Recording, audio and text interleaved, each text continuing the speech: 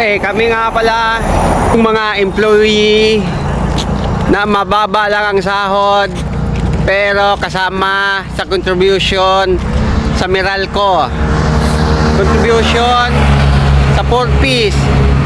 Kami yung nagpapagod, ibang nakikinabang. Shoutout nga pala dun sa nakaisip nung 4Ps na ipinatong sa Meralco na kasama kami. Sa pagpilibalo din. Sugat-sugat na yung kamay namin, oh. Oo.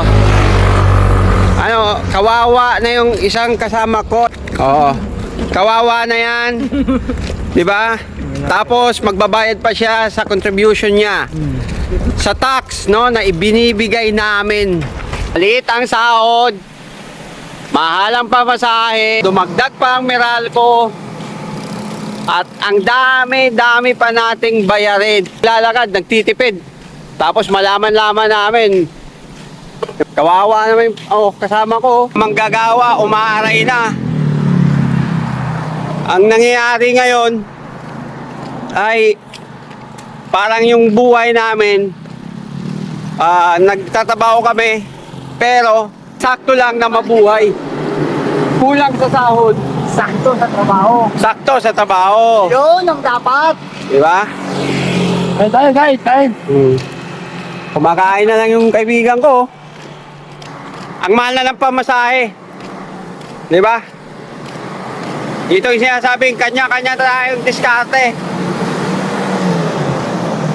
Woo! Gobyerno nga naman.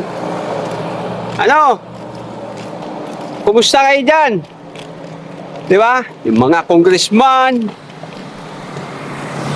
Kailan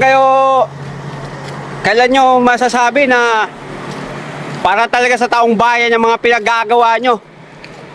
Diba? Ano? Woo!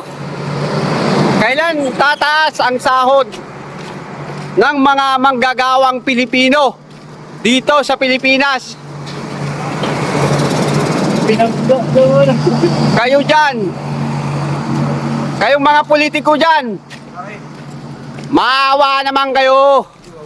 Mga walang niya kayo. Takbo kayo ng takbo. Hindi naman kayo hinahabol. Tagal ng takbo nyo, buta kumakapal na mukha nyo. Woo!